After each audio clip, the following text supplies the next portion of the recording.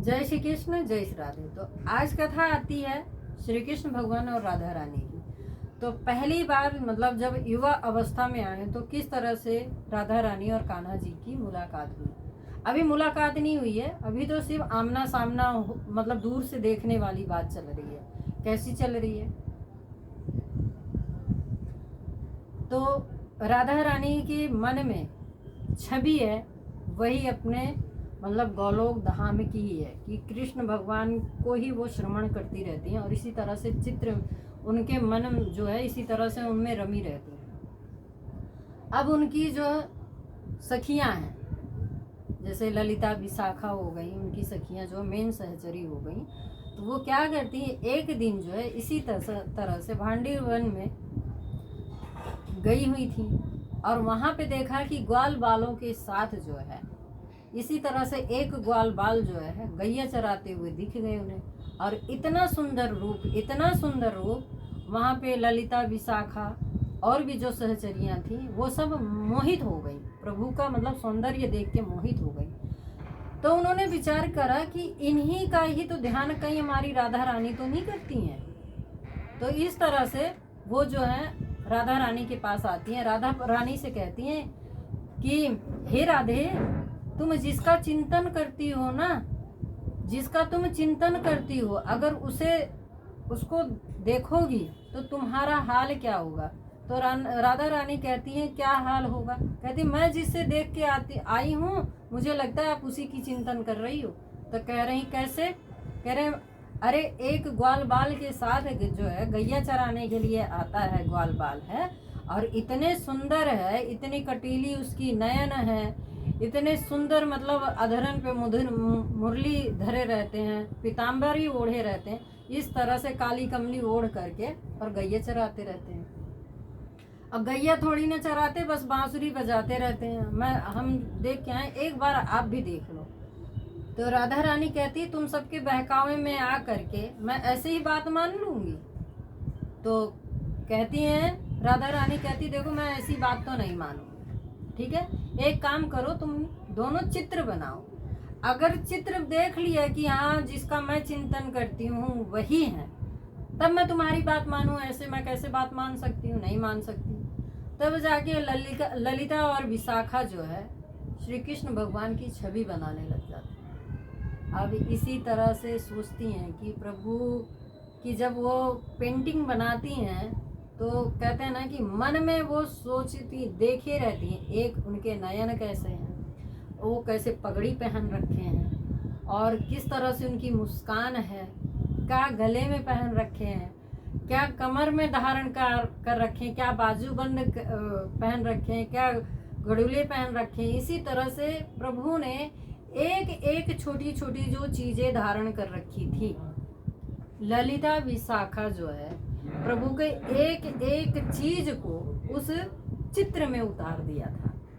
अब प्रभु के जैसा स्वरूप वैसा ही चित्र में उतार दिया।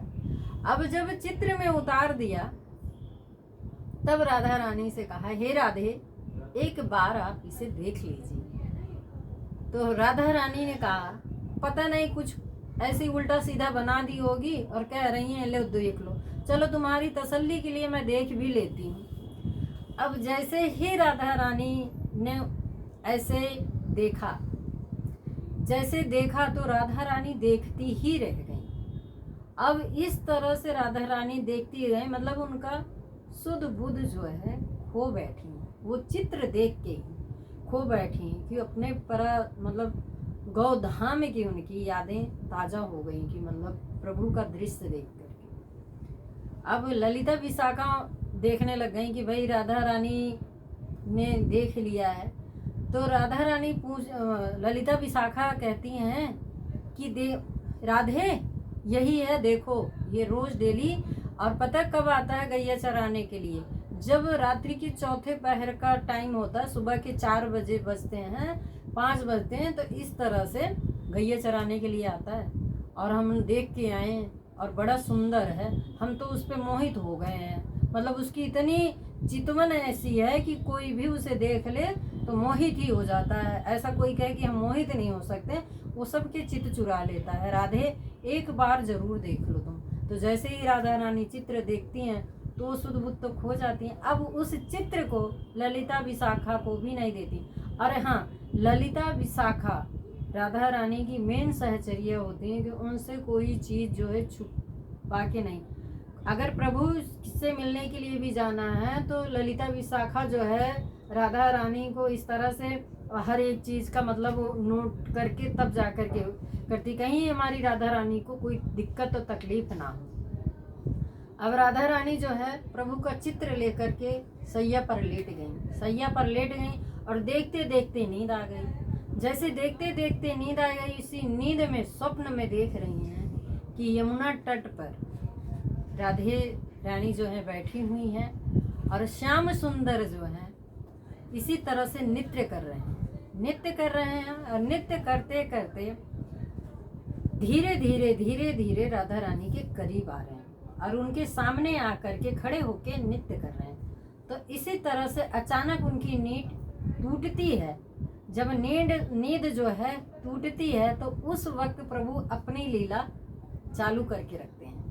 तो जो स्वप्न में था वो बातें वो प्रभु ने खुद दिखाया था और इस तरह से प्रभु ने अपनी लीला रचना शुरू कर दी। लीला रचने कैसे शुरू कर दी? प्रभु ने जानबूझ के उन्हीं गलियों में आए और ऐसे आए और वही चीज़ें धारण, जैसे चित्र बनाया था वही सब चीज़ें पहने हुए इसी तरह से जानबूझकर उन्हीं गलियों में से निकलने लग गए। तब तक ललिता विशाखा ने देखा और जा कर के राधा रानी से कहा, हे राधे चल के देखो, हे स्वामिनी देख तो लो, वो ग्वाल बाल आया हुआ है, उसे एक बार देख तो लो। जब सुनती हैं राधा रानी तो आती हैं और राधा रानी जब उन्हें इसी तरह से कान्हा जी जो है उन्हें राधा रानी को देखते नहीं हैं, अपने मस्ती में मस्त हैं भाई, उनको पता है ये सब चीज़ें। और इसी तरह से राधा रानी आती हैं और जैसे ही श्याम सुंदर की एक दूसरे से नयन टकराती है वहीं पे राधा रानी जो है मूर्छित हो जाती है और मूर्छित होकर के गिर जाती है।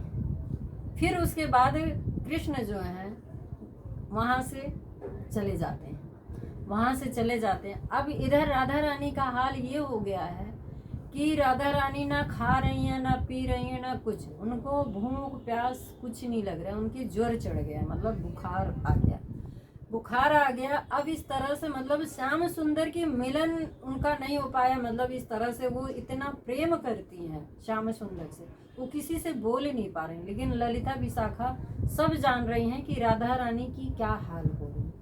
तो ये सब चीज़ मतलब कई दिनों तक इसी तरह से व्यतीत होता रहा। तो उसके बाद जो है ललिता और विशाखा ने निश्चय करा कि आज तो हम श्याम सुंदर से पूछ के ही रहेंगे। तो इसी तरह से यमुना तट पे जाती हैं और वहाँ पे वो गैया चराते हुए अपने ग्वाल बालों के साथ रहते। तो उनसे एकांत में कहती हैं कि हे श्याम सुंदर, आप अपनी मतलब इतनी तकलीफ क्यों दे रहे हो? तो कहते हैं मैंने कहाँ तकलीफ दिया? तो कहते हैं आप इतनी तकलीफ क्यों दे रहे हो? हमारे श्यामा जी ने आपका दर्शन करा, तब से उनको ज्वर चढ़ गया, उन्हें बुखार हो गया, तो आप दर्शन क्यों नहीं देते?